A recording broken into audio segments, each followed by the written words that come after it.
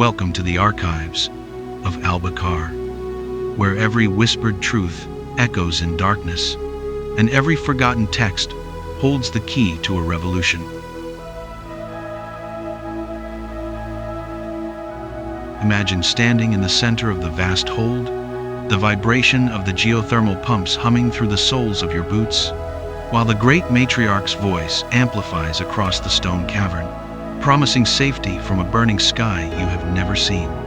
It is a comfort so absolute it feels like a warm blanket, yet so heavy it threatens to crush your lungs. Ever wonder what it truly felt like to question a reality enforced for centuries, with nothing but a forbidden text and a flicker of doubt? So, before you get comfortable, take a moment to like the video and subscribe, but only if you find the journey we're about to take is a valuable one. And while you're at it, let me know in the comments where you are watching from, and which fictional world's lore leaves you speechless. Now, let's descend into the depths and deconstruct the truth of a world built on a lie. You find yourself immersed in the twilight civilization of Alba-Kar, a sprawling metropolis carved directly into the planet's crust. It is a marvel of engineering and desperate survival, a place where the sun is a myth, and the stone above is the only sky you have ever known. But as you walk these polished basalt streets, you notice something peculiar. The architecture isn't merely functional, it is overwhelming. The ceilings are vaulted to heights that dizzy the mind, adorned with bioluminescent moss that mimics a night sky, a synthetic cosmos designed to curb the madness of claustrophobia. It is beautiful, undeniable in its grandeur. You feel a quiet awe at the sheer tenacity of a species that refused to die, carving a future out of solid rock. Yet, this beauty serves a darker purpose. It is a gilded cage, constructed not just to keep the crushing earth out, but to keep the populace in. The central paradox of this society presses against you immediately. This is a civilization that provides life and order, yet suffocates truth with the same efficiency it recycles its water. The citizens here do not feel imprisoned. They feel protected. To them, the miles of rock above their heads are not a barrier, but a shield against the scorched world they have been told lies on the surface, a hellscape of fire and poison. This belief is the bedrock of their existence. It's a psychological masterpiece that rivals the conditioning found in Huxley's Brave New World. There is no need for chains when the prisoner believes the outside world is an execution chamber. You see mothers clutching their children as the venting alarms sound, looking upward with gratitude rather than fear, thanking the stone for its embrace. It is a peace bought at the price of curiosity, a safety that requires the total surrender of the horizon. You realize then that the greatest wall in Alba-Kar isn't made of granite. It is built of fear, mortared with a history that has been carefully edited to ensure that no one ever thinks to look up and ask, "Is the sky really burning?" As you delve deeper into the civic structure of Alba-Kar, you begin to understand that the physical walls are merely the outer shell of the containment. The true prison is built inside the mind, constructed brick by brick through the doctrine of divine stagnation. Standing before the towering obsidian tablets in the Plaza of Silence, you run your fingers over the chiseled glyphs. The text doesn't just outline laws, it defines reality. The core tenet here is terrifyingly simple. Movement creates friction, friction creates collapse. In a subterranean world, physical stability is paramount. A shift in the earth means death. But the matriarchy has ingeniously extrapolated this geological fact into a sociological mandate. You see this logic permeate every aspect of life. To change one's station is to risk the structural integrity of the community. To ask a question that has no answer is to chip away at the foundation of the peace. You realize with a shudder that curiosity here isn't treated as a virtue or even a nuisance. It is classified as a hazard, indistinguishable from a tremor in the rock.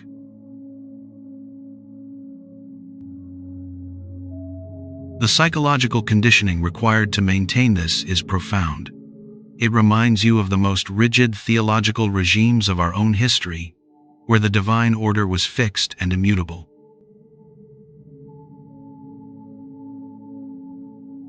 But here, the divine is the matriarchy itself, positioned not as rulers, but as the interpreters of the mother, the planet's core entity. You watch a ceremony of the grounding, where young initiates are taught to synchronize their breathing with the low-frequency hum of the geothermal vents. It is a moment of haunting beauty, seeing hundreds of people finding perfect stillness together, a collective meditation on survival. You can't help but feel a quiet awe at their discipline.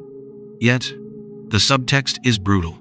They are being trained to suppress the erratic rhythm of their own individual desires. The matriarchy teaches that the scorched world above was not destroyed by natural disaster, but by the hubris of ascent, the ancient drive to go higher, to consume more, to alter the natural state. By framing ambition as the catalyst for the apocalypse, they have successfully pathologized progress. When you speak to a citizen about the concept of exploration, you don't see excitement in their eyes. You see vertigo. They physically recoil, as if you have suggested they jump off a cliff. This is the brilliance of their control. It is entirely internal. There are no thought police breaking down doors, because the citizens police their own minds. To wonder about the surface is to insult the stone that shelters you. It is a betrayal of the mother who holds you in her womb. You are witnessing a society where the survival instinct has been weaponized against the human spirit, convincing an entire civilization that the only way to live is to remain perfectly, obediently still. To understand how this psychological stillness is physically maintained, you must look at the hands that build the cage. Leaving the silent, open plazas behind, you descend into the industrial gut of the city, where the air grows heavy with the taste of sulfur and pulverized basalt. Here, the abstract doctrine of the matriarchy hardens into the concrete reality of the caste system. You first encounter the dust caste, the laborers who inhabit the lower seam.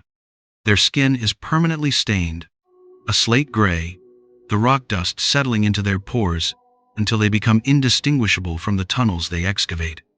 But do not mistake this for simple slavery. As you watch a team of miners shoring up a new gallery, you witness a coordination that borders on telepathic.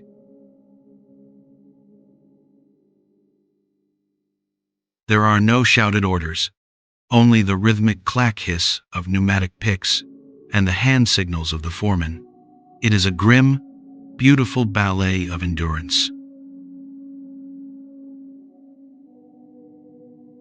You feel a moment of quiet awe at their sheer physical resilience. These are people who have adapted to crush depth pressures that would break a surface dweller, finding a strange dignity in being the bones of the city. However, the rigid functionality of Alba-Kar demands that these bones never meet the brain.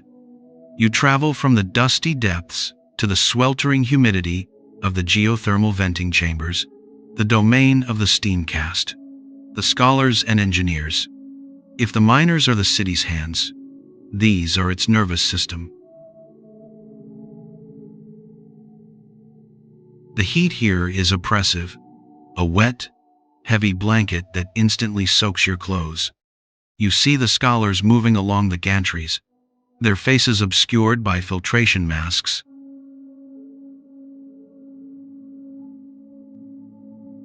Tending to the massive brass and ceramic engines that circulate air and water. Their burden is different but no less crushing. While the miner is bound by physical exhaustion, the scholar is bound by intellectual terror. They are the only ones permitted to read the technical manuals of the founders, yet they are strictly forbidden from innovating upon them. You observe a young engineer calibrating a pressure valve. She moves with a hesitation that speaks volumes. She isn't trying to improve the system. She is terrified of accidentally altering it. In this caste, maintenance is the highest virtue, and experimentation is heresy. It creates a fascinating, tragic dynamic. A class of intellectuals who have been trained to stop thinking. The separation between these two worlds is absolute. A miner will never see the intricate schematics of the water recyclers, and a scholar will never hold a pickaxe. This compartmentalization is a masterstroke of social engineering, reminiscent of the rigid stratification in feudal Japan, but accelerated by the immediate threat of environmental collapse. By ensuring that no single caste understands the full operation of the city, the matriarchy ensures that no single group can ever successfully rebel. The miner has the strength, but not the knowledge. The scholar has the knowledge, but not the grit. They are two halves of a whole, kept meticulously apart by the heat and the dark. Spinning the great wheel of Alba-Kar without ever asking where it is going. But between these fractured castes walks a unifying terror, a force that ensures the separate gears of the city never grind against one another. You turn a corner in the dimly lit transit district and freeze. Looming before you is a member of the Quartz Guard. They are massive, encased in plate armor hewn from milky, translucent quartz, and reinforced with iron bands. In the low light of the bioluminescence, they don't look like soldiers. They look like walking stalagmites, living extensions of the city's geology. You feel a sudden, instinctual urge to lower your voice. And that is exactly the point. The control exerted by the Quartz Guard is a marvel of low-tech oppression. In a society without digital networks, without cameras or microphones, the matriarchy has weaponized the acoustics of the underworld. You notice the guard's helmet has no eye slits, only a smooth, opaque visor. But the ears of the helmet are flared, parabolic dishes carved from resonant crystal. They are not watching you. They are listening to the very vibration of your existence. The engineering of Alba-Kar's tunnels acts as a massive amplifier, a natural panopticon, where sound travels further than sight. The guard are trained to distinguish the rhythm of a dutiful worker from the erratic tempo of a conspirator. You realize with a chilling clarity that privacy here is a physical impossibility. Every argument, every whispered complaint, travels through the ventilation shafts and bounces off the basalt, potentially landing in the ear of a silent sentinel stationed 3 levels up. It creates a suffocating atmosphere that rivals the surveillance state of Orwell's 1984, yet it is achieved entirely without electricity. It relies on the terrifying logistics of physical presence. You watch a patrol move through the crowded market. They do not shout or shove. They simply walk with a heavy verstand, synchronized tread that vibrates through the floor. Thud, thud, thud. The crowd parts like water. You feel a moment of grim awe at their discipline. They are statues brought to life, stripping away their humanity to become symbols of the stone's unyielding nature. This suppression of the self is their greatest weapon. The guard are forbidden from speaking to the lower castes. They are the mute enforcers of the doctrine, communicating only through the percussive strikes of their crystal-tipped staves against the ground. This silence transforms them from men and women into monsters. It removes the possibility of empathy. You cannot plead with a storm, and you cannot bargain with a landslide. By dehumanizing the enforcers, the matriarchy has ensured that the populace fears them not as people, but as an inevitability, a crushing weight that cannot be fought, only endured. To find the crack in this monolithic silence, you have to go where the Quartz Guard does not tread. You slip away from the patrolled boulevards and into the dead sectors, abandoned mining shafts that were tapped out centuries ago and left to rot in the dark. It is here, amidst the rust and the dripping condensation, that the true history of Alba-Kar waits to be exhumed.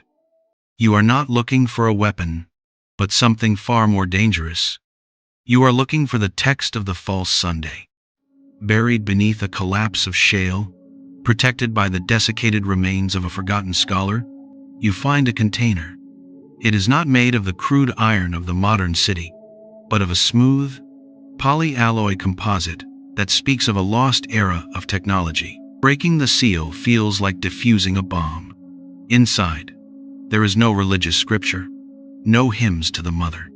There is only a logbook, bound in synthetic leather, its pages preserved against the damp. As you read, the entire cosmological framework of the matriarchy begins to dissolve. The text is not a prophecy. It is a scientific journal, written by the first architect, the very figure the matriarchy worships as a deity. But the architect wasn't a god. She was a scientist. You turn the brittle pages, your breath catching in your throat as you read the entry dated Year 50, post-descent. The matriarchy teaches that the surface remains a radioactive furnace, a place where flesh boils from bone. But here, in the neat, clinical handwriting of the architect, is a chart of atmospheric readings from a surface probe. Nitrogen levels, normal. Radiation, negligible. Temperature, moderate. You stop, reading the note scrawled in the margin. The sensors are confirmed. The storms have passed. The sky is blue again, but if we open the gates now, the fragile order we have built will shatter. We are safe here. We are controlled here. To return to the light is to return to the chaos that nearly destroyed us. The realization hits you with the force of a cave-in. The scorched world has been green for 400 years. You feel a profound, terrifying awe at the scale of this deception.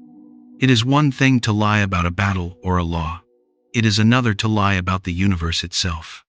The matriarchy didn't keep the doors locked to keep the fire out. They kept them locked to keep the people in. You look at the words describing the blue sky, a concept that is purely theoretical to you, and you realize that every sunrise you have been denied was stolen not by nature, but by a decision made in a boardroom 4 centuries ago. This text proves that your entire culture, your religion, your very concept of reality, is not a shield against death. It is a blindfold. To call this deception pure malice is to misunderstand the terrifying pragmatism of the founders. Standing there in the dark, with the weight of the text of the false sun in your hands, you are forced to confront the most uncomfortable truth of all.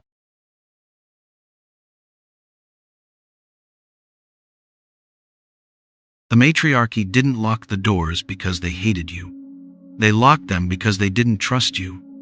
As you read the final entries of the architect's log, the tone shifts from scientific observation to sociological despair. The architect describes the old world not just as a victim of environmental collapse, but of resource wars and ideological fracture. She writes of a humanity that, when given an open horizon, immediately found reasons to slaughter itself. The descent into Alba-Kar was meant to be a temporary shelter, but the founders saw something else in the crushing dark, an opportunity to edit the human genome, not biologically, but culturally. You begin to understand the benevolent cruelty that underpins this entire civilization. The founders looked at the data and made a cold, utilitarian calculation. They believed that if they returned to the surface, to the vast, unregulated potential of a healed world, the old patterns of greed, tribalism, and war would inevitably return. The scorched world was a necessary fiction, a bogeyman created to enforce unity. It is a realization that chills you deeper than the subterranean air. You are looking at the ultimate implementation of Thomas Hobbes's Leviathan.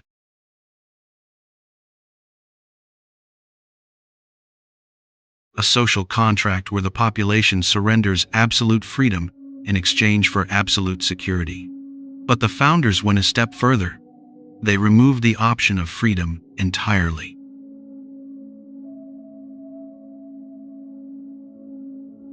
You feel a moment of horrified awe at the sheer hubris of this decision. Imagine the burden of the men and women who sat in a room 4 centuries ago and decided that their descendants were too dangerous to be allowed outside. They viewed choice as a pathogen, and the lie was the quarantine.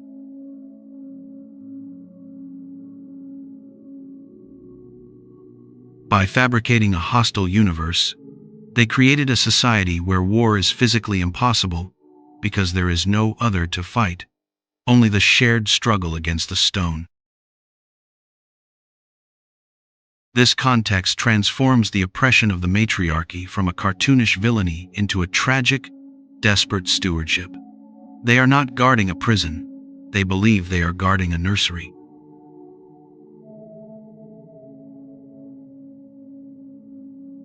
They are keeping the children inside, away from the sharp edges of the world, forever. The tragedy is that to keep the peace, they had to kill the truth.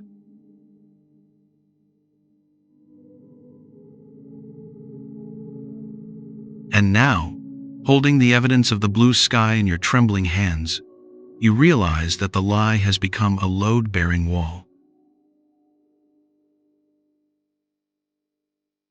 To reveal the truth isn't just to open the door.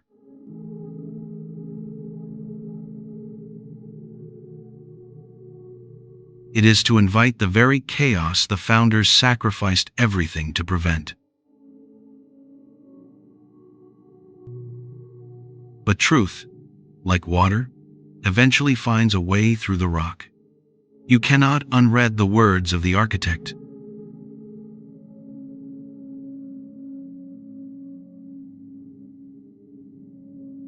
The knowledge of the blue sky burns in your mind, hotter than any geothermal vent, and you are not the first to feel this burn.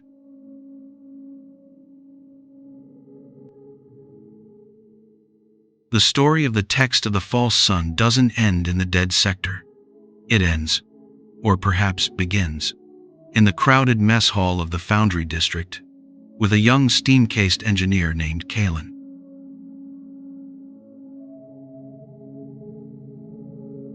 Lore tells us that Kalen didn't scream his discovery from the rooftops. He didn't try to assassinate the matriarch. He did something far more dangerous. He started asking the miners about the air. You can picture the scene. The clatter of tin plates, the low murmur of tired voices. And Kalen, his face smeared with grease, leaning across the table to a dust-cased laborer. He didn't speak of rebellion. He simply asked, "If the surface is burning, why do the ventilation shafts pull cool air from above the heat shields?" It was a simple, technical question. A question of pressure gradients and thermal dynamics. But it was a question that the doctrine couldn't answer. You see the spark jump from Kalen to the miner. Then, to a scholar at the next table, then to a guard standing by the door. It wasn't a call to arms, it was a call to think. This is the legacy of the rebellion in Alba-Kar. It wasn't won with swords or explosions. It was won by the slow, terrifying erosion of certainty.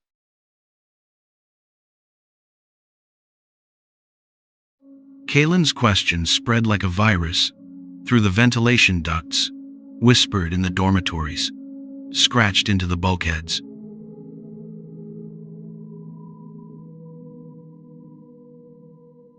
It forced the citizens to look at the massive, sealed gates of the Great Hall, not with gratitude, but with suspicion. You feel a profound sense of awe at the courage it took to light that first match. Kalen knew that to question the lie was to dismantle the world. He knew the chaos the founders feared might return.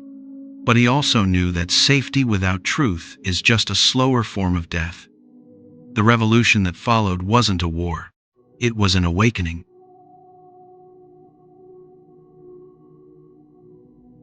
It was the moment a civilization decided that the risk of the unknown was better than the certainty of the dark. It is a conflict that resonates with us today, in a world where information is controlled and narratives are curated. The story of Alba-Kar reminds us that the most powerful weapon against oppression isn't a gun.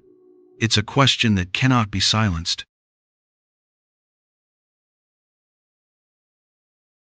The journey of Alba-Kar leaves us with a lingering silence, a quiet space to reflect on our own ceilings.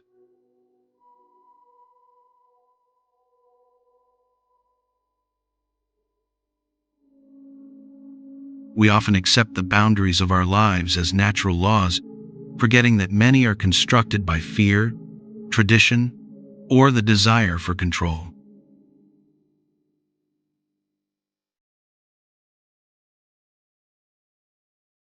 The courage of Kalen and the tragedy of the founders ask us to examine the comfortable lies we tell ourselves to feel safe. As you navigate your own world of light and shadow,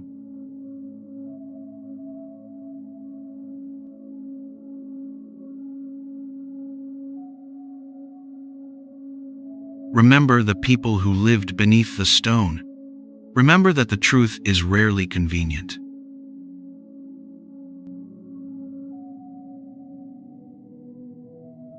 And freedom is never given.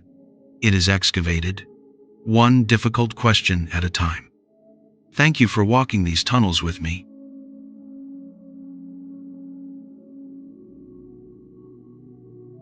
Until we meet again in the archives, keep your eyes open.